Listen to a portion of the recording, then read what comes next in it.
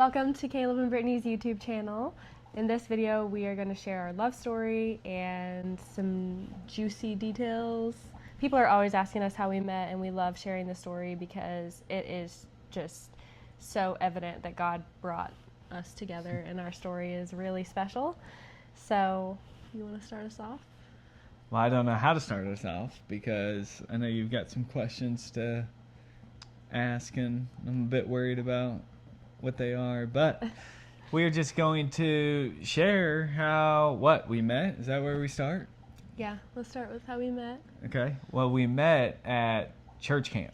Just like every good story goes, we met at church camp. Yeah. So who met who first, though? Okay, so you saw me first. Yeah, so I saw her first. And we went to different churches. But in Springfield, Missouri, we both went to this camp. And they were playing a stage game, Fruit Ninja. And I saw Brittany up there with like a broomstick or something. Yeah. And they were throwing real fruit at her, and she had to hit them with it, you know. And that was the game. And I remember nudging one of my friends and being like, man, that's a looker right there, you know. Just instantly. And to be fair, I didn't do that with everyone. But something about her just caught my eye, and it was probably the blonde hair. I know her hair was on fleek at that camp. We've talked about it for many years. So yeah, I saw her doing that, and I told my friend in that moment that I am attracted to that girl. So then at church camp, somebody asked you to do something, and that was how we ended up actually meeting. Yeah, so at church camp, I had a friend who said, man, there's this thing called, I think it was called like Men in Ministry or something, and you could go and you could speak give a message in front of a panel of judges, and whoever wins gets to speak in front of the whole camp. I had zero interest in doing this, but I was like, yeah, I don't think I'm really interested in that. And he's like, come on, man, just do it. So I'll do it if you do it. Like, I want to do it. And so will you do it? And that's kind of the way he asked me. So we go and we do it, and I end up winning the competition. And so next thing you know, the next day, I'm supposed to be speaking in front of the whole camp. And so I remember getting up there. I didn't have notes or anything, just really talking about what God had on my heart, which is honestly my favorite way to do that. And yeah, so then I spoke on stage to the whole crowd at that point. And this is a big church camp. We're not talking like 2 churches here. There was several churches. There was hundreds of people. I mean, I cannot imagine how terrified I would have been to be up there speaking in front of everybody. And I can still remember the verse that you preached on, Galatians 2:20. So he's up there preaching, and I was super impressed that a guy in high school, I guess you had just graduated, could be up there preaching with that much wisdom. And so while he was up there, I nudged my best friend who was at church camp with me. And I was currently in a relationship, but at the very end of a relationship, I was already like planning Just on because there's breaking a up. goalie doesn't mean you can't score. Remember that. So I knew in my heart that I was ready to break up with my boyfriend at that time. So anyway, I see him up there. I'm super impressed. I thought you were super cute. And so I nudged my best friend and I told her, I want to marry a guy like that. And that really solidified it for me. I mean, I broke up with my boyfriend that day. But we still have not met at this point. Yes. So after Caleb spoke on stage, we were dismissed for lunch. Yeah, and I'll say this part because it's just funny. You think this stuff happens all the time. You think nothing of it. But we are going to lunch, and my youth group was one of the first ones out the door. And so we're going, and I hold the door for my youth group. You know, that's just something I always do. And my youth group's coming through, and then my youth group's passing, and now here comes all the other ones.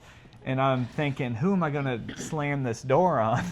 Because my youth group's way up here. I want to go grab lunch. And I'm like, I was just now on stage. I can't slam the door on somebody, you know. Yeah. They all recognize me right now. So I hold the door for the entire camp. And I get put in the very back of the line at lunch. And then I get tapped on the shoulder, and I turn around, and there's Brittany Yep. and a group of friends. I had to go tell him that I thought he did a really good job, and that was pretty cool meeting you. And that's not something I would normally do, like walk up to somebody and just say that. So that was pretty cool. And then that was it. That's like our only interaction at church camp. And he lived in Missouri, and I lived in Oklahoma, so there was like a 3.5-hour drive between the two of us. But after the camp was over, I did add him on Facebook. Slid into my DMs. And we pretty much spent that summer messaging each other on Facebook, and we did Skype a few times. Yeah, we Skyped several times, just talk on the phone, kept messaging each other. We were kind of dating, but it was long distance, and we'd never really put an official dating on it. But I did like him. I mean, Yeah, I would send him a message. I would be antsy for him to reply to me, but he had a lot going on that summer, so it would take a while to get back to me sometimes. Yeah, and that's still true today. Yeah, you've never been very good at texting. Okay, so first juicy question. What almost kept us from ever actually dating? I had someone in my life in the youth group, an older one, that was a leader, older than me. You know, at that point he had been in the college age, and you know, he was pursuing God with everything. He just kind of told me, don't spend time on this girl. It's long distance. It's never going to work out. You need to just pursue God, get rid of this, you know, pretty much that whole thing. So I dumped her like a bad habit. I'm just kidding. Dropped her like a bad habit is what I meant to say. I was pretty shocked and also pretty devastated. That was very disappointing for me. Yeah, and I think how it went, if I remember right, it wasn't like, we're through. Yeah. It was more of, hey, just so you know, I'm going to be, you know, pursuing some things this year. I'm starting college. You live in Oklahoma, and you're we're in high far school. away. Life's just looking different. You know, it just probably isn't serious. I was going into my senior year, and he was going into his freshman year of college. So I think I knew, like, it made sense, but yeah, it was still pretty disappointing. Yeah, I didn't like struggle with singleness, but I didn't enjoy singleness. So I was probably single for 2 years after that, 2, 3. And I've always desired to be married and have a great wife. And so there was several times I just kind of regretted that choice. And I'm like, I know that was partly a pipe dream, but I did like her, you know. Mm-hmm. I can see that it would probably never work out, the distance. Especially back then, distance was a lot harder. We're talking, 2013? Yeah. I mean, we had Skype and stuff, but I don't even know if FaceTime was. Yeah, I didn't have an iPhone, so yeah, that wouldn't have worked out. So then my senior year, I ended up in a relationship with somebody else. And looking back, I see that it was a pretty unhealthy relationship, but it did get pretty serious. I ended up getting engaged. Yeah, I remember when that happened because I was still Facebook friends. And, you know, I knew I was the one that stopped things, so it's on me. But I remember being like, oh, man, I kind of thought there was a chance still, or just something. I don't know. I felt something deep within me, and I'm like, man, I lost that opportunity. That's a bummer, for sure. And, this is before I ever got engaged, but at one point, Caleb almost came to visit my home church my senior year. He came for an Oklahoma City basketball game, and he was going to go to my church the next morning, and I was actually pretty excited to see him. But then we got like this massive snowstorm, and it kind of canceled. What? It was like 1.5 inches, but in Oklahoma that shut everything down. Yeah. And so they canceled church, so obviously that didn't happen. Me and my friend went on to go see the OKC Thunder back with Kevin Durant and Russell Westbrook, the good old days of that. Which I know they just won the finals, but those were cooler. Yeah. So I graduated high school. I moved to Tennessee to play volleyball at a college here, very close to where we live now. And spent my first semester there, went through some things, ended up breaking off the engagement during Christmas break my freshman year. And then I actually moved back home for a semester, did some community college, and then I transferred to the University of Tennessee in Knoxville. Go Vols. And that's where I slid into her DMs. Because there's just something about UT and Tennessee. You know, I was from Missouri, but something about it was intriguing to me. I joke with her. We always had a Tennessee Vols, the Power Tee, blanket stuffed in our basement window. I think just to block light and provide insulation. You know, the window pane was that thick. And so it was just always there. So I always saw that in my life. And then I saw... That was just God trying to plant that seed. Tease me with, you'll be in Tennessee one day. And then I saw her post just on a Snapchat story. And the only reason he had Snapchat is because the first time we talked, I told him he should get Snapchat. So... Yeah. And then he used it later on to send me a message. He's like, oh, I didn't know you were going to UT. Yeah, but she did that to me. You saw like Phil Wickham or something in concert. Oh, yeah. Who looks nothing like me, but tall and dark hair. Is that who it was? I think so. Okay. And she's like, hey, just so you, I don't know. She's just like, hey, I saw someone singing at a conference I was at for women this last weekend, and it reminded me of you. And I started noticing, the old trick on social media when you start seeing they no longer have pictures with their relationship. And all of a sudden I'm like noticing, oh, there's no other guy in the picture anymore. Next thing you know, she messages me that, hey, this guy that looks nothing like you totally reminds me of you. That's pretty much what she sent. Okay. Well, you must have just been on my mind. Because she wanted to slide to my DMs. But anyway, now I pursued her. Yeah, you had to pursue me. Yeah, and I wanted to, of course. Yeah. So then we start kind of talking. We start Skyping and stuff again, which was really fun. And somehow we decided that you were going to come visit. Yeah, I had my job. I had all this vacation time and like no interest. And the only time I took off work was to go work my other job, and because I was chief security at that time. So I remember I'd take off Thursday night football to go work and catch the Chiefs game. And then I'm like, I have all this vacation time, and when am I going to use it? And she was in Tennessee, and not even on break, just random. No, so I invited him. I was like, you should come visit me for the weekend. And what really surprised me was he said, well, if I'm going to come all the way up there, could I stay for like a week? And I was like, yeah, you can stay for a week. But I was so nervous because literally the only time we had ever talked in person was that 30-second conversation where I told him he did a good job on stage. That was the only time we had ever seen each other in person. Yeah. So I was like, this is either going to go really great or really awkward. But he did. He flew out there and he visited me for a whole week, and it was so much fun. Yeah, instant. We already knew each other so well because we had talked. And it passes the test of, I always like this as a test when you're pursuing someone. When you just text and talk on the phone and you don't really see the person, you really get to find out if you like them for who they are more than just how they look. Now, I was very lucky. I had a great looker too. But I just liked who she was from our conversations and things like that.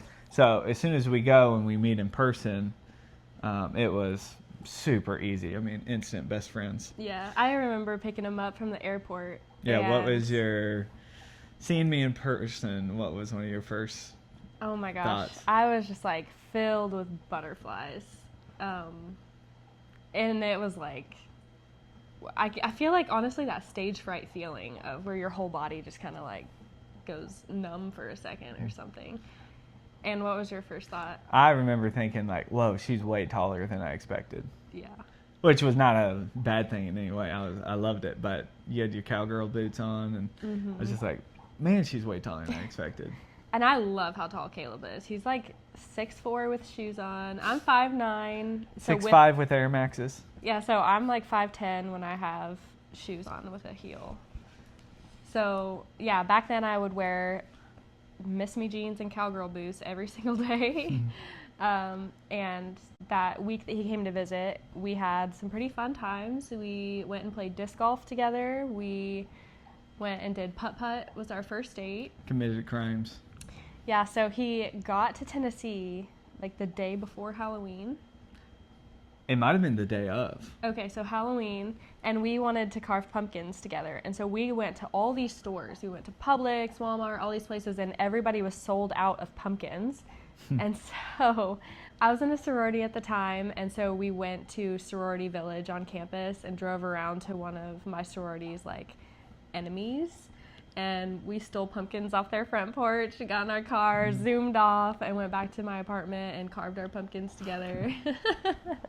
And he, like, that stuck with you for such a long time. He's like, I can't believe I just stole a pumpkin. Well, yeah, we're the Bonnie and Clyde there. But, yeah, it was just, man, we couldn't find anyone. We wanted to carve pumpkins.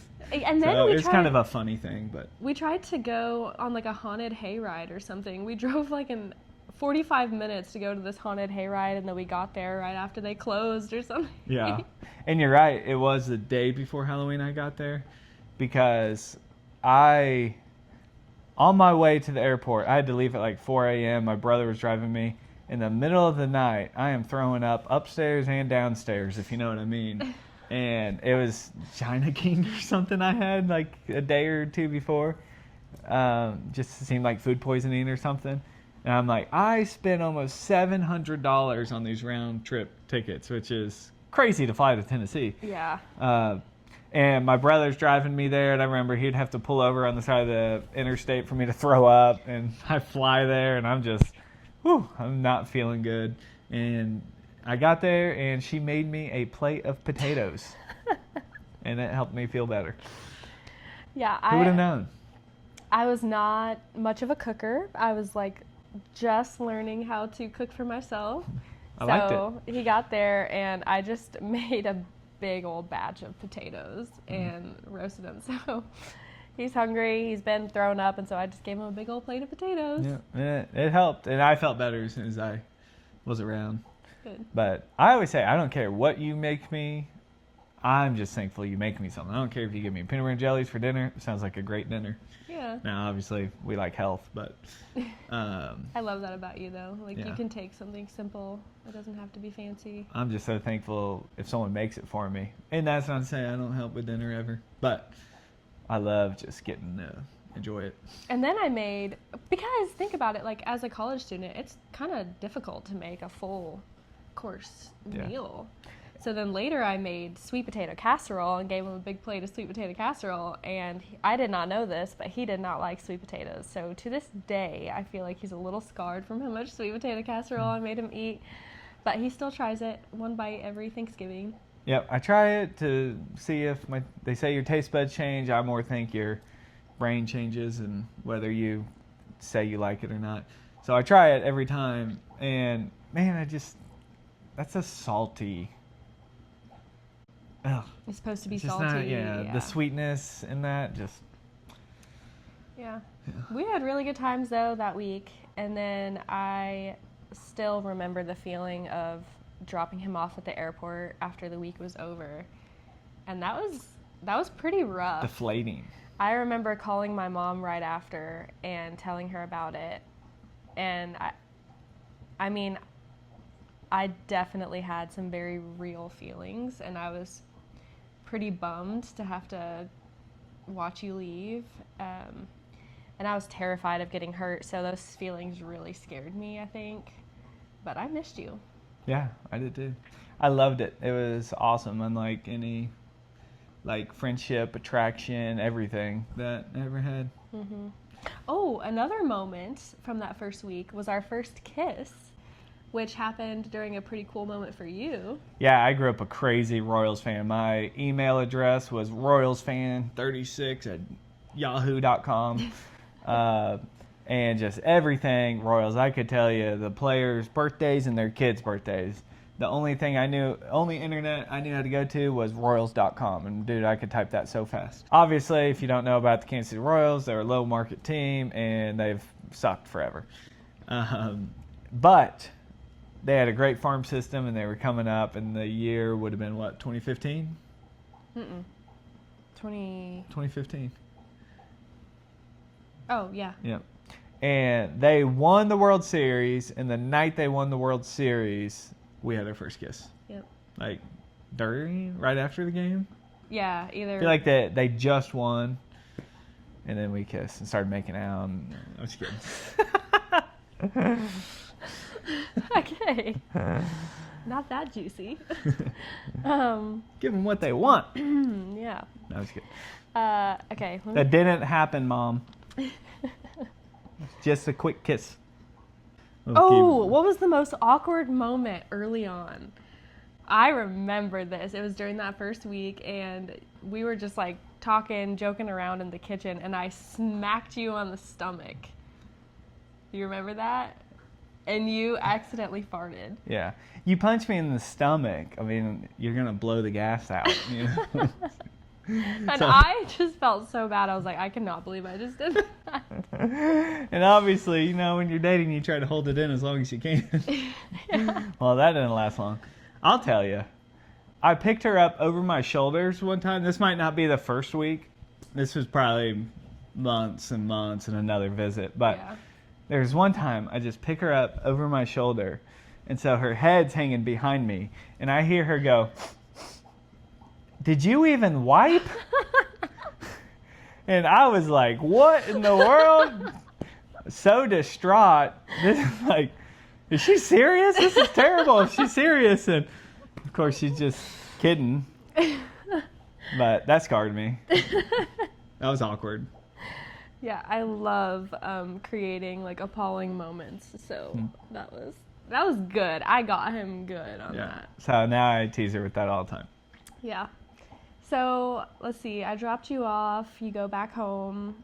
Next time I saw you was Christmas break, my sophomore year of college. So that would have been end of 2015. And I had to drive my car all the way from Tennessee with my 2 dogs, puppies, back to Oklahoma. And I decided I was going to stop in Kansas City first on my way there.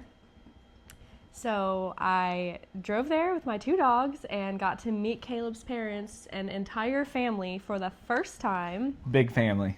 And that was like pretty vulnerable. Yeah. I'm like showing up to meet them and live with them for a few days, and brought my 2 puppies with me, and they didn't even have dogs or animals of any kind. At that time. So, and I got there pretty late at night. And it was nerve-wracking meeting his family because he has a big family. He has 5 siblings. All but one of them were married at the time.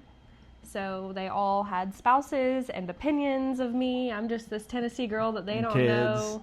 And you're an only child, not much around kids. Yeah, and I remember specifically one person in the family was totally judging the fact that I was in a sorority, which I just did that so that I could meet people. I moved to Tennessee and did not know a single person here. So I thought that would be a really great way to get involved on campus. I ended up realizing that was not really my scene. And I was kind of in that transition at that time of figuring out what I wanted to do. But I just remember one person like really judging the fact that I was in a sorority. So that made me nervous. I knew going into it that they had opinions about me. I'm trying to wonder who. Yeah, I meet his family, I'm staying with them, and I remember my dog had never done this before. But I guess the next morning, Caleb takes her outside or something, and she finds deer poop or dog poop or something and rolls in it, and it's all over her. And then I have to give her a shower in the basement shower. I was mortified. I was so mortified that your parents had to see that. But anyway, the visit went well. I made enchiladas, my mom's famous vegetarian enchiladas recipe. Yeah, she was a vegetarian at the time, which is like, I mean, my family's not. And so that was a little bit challenging, and she made that dish with no meat. And I remember, like, even my dad, I felt the same way when I had him the first time. But my dad's like, whoa, that might be a food that doesn't need meat. I thought I'd never say that. Yeah, so, he really, and they still talk about those enchiladas today. And it is like my favorite recipe that my mom makes. So she's still a vegetarian. I was a vegetarian for about 10 years, but I'm not anymore. So yeah, and then Caleb came with me from Missouri to Oklahoma and met my parents for the first time. Yep.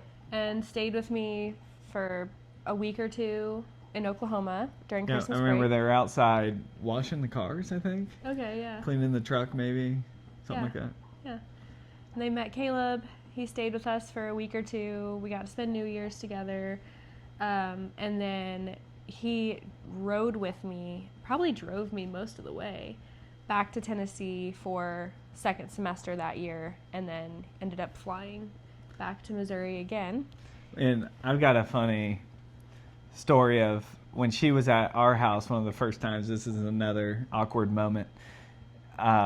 We were having a bowl of cereal, and milk was a hot commodity for my family. You had to ask permission to have milk growing up, and we would even have to share cereal bowls sometimes with the milk. And so we were both eating a bowl of cereal, and we get to the bottom of it, and I'm drinking the milk out of the bowl, you know, and I remember telling her, you don't got to worry about it. You can drink the milk, you know. So you did, right? Yeah, I did. I was like, I can't waste it. She had no interest in drinking the milk. She didn't even enjoy it or anything. And I'm like, hey, there's milk in there. Have it. You know, this some special stuff. Yeah, so I drank it down for you. I didn't want to waste it. Yeah, we obviously grew up very different and stuff, and big family, small family. But it's really cool to see how aligned we are. Yeah. I mean, different states, everything, but yeah, it is really cool. Both of our parents had similar ways of raising us as far as our faith goes. Yeah. So we naturally had a lot of things in common when it came to that. So he drove me back to Tennessee, flew back to Missouri, and then he went into the military. And it's so crazy because to this day, like, people ask him, why did you do that? And he says, because I was tired of not doing things I said I was going to do, so I decided to do that. And it's like, that was a 6-year commitment. Like, Yeah, that was a big one. You couldn't have picked something else to follow through with. Yeah. But you did. You joined the National Guard, and he was off at basic training for like 4 months, 6 months? Yeah, 6 months, January to June. Because it was basic training and then straight into MP school. And so we were away. Obviously, you know, I don't know how they do it nowadays, but man, that was 10 years ago already. More than. Yeah. You don't get your phones. They give it to you for like 5 minutes on a Sunday. And so, you know, we'd call and you have like 5 minutes and it's just terrible. It is terrible. And I'll tell you, there was a highlight of during that time, and then there was also some rough moments. The highlight was on Valentine's Day. I got a delivery to my apartment door of beautiful flowers with a beautiful vase. It was my favorite color, and a video message in my email, like, that went with it, that he had pre-recorded before he went to basic training. And that was so thoughtful. Like, that meant so much to me, and I think that I really carried that with me through, like, the whole 6 months that you were gone.